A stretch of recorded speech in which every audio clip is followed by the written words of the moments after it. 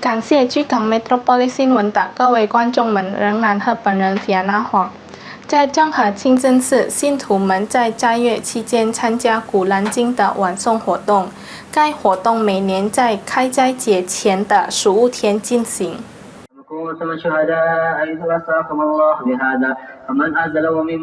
为了庆祝斋月，正和清真寺每年都会在斋月期间举行古兰经晚诵活动。此活动在整个斋月中每16天举行一次，伴随着斋戒仪式，直到斋月结束。这次活动吸引了30名参与者，其中大多数来自巨港市的宗教学校。活动于2025年3月16日星期日在正和清真寺举行。Firdaus Latif 作为正和清真寺的宗教负责人表示，古兰经晚诵活动每年都会在斋月中起至结束时举行。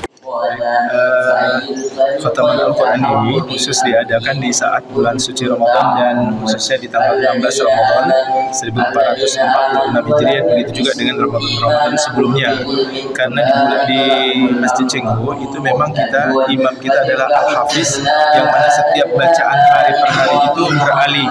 Jadi lebih kurang 7 atau 8 bulan yaitu khatam Al-Quran gitu dalam salat berjamaah.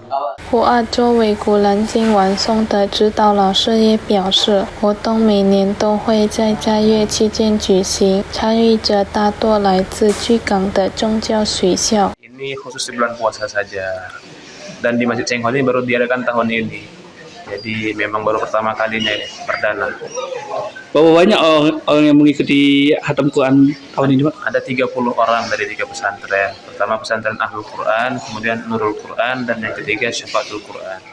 参与者们希望未来能够继续举行古兰经晚诵活动，作为斋月的一部分。Idam Baltivi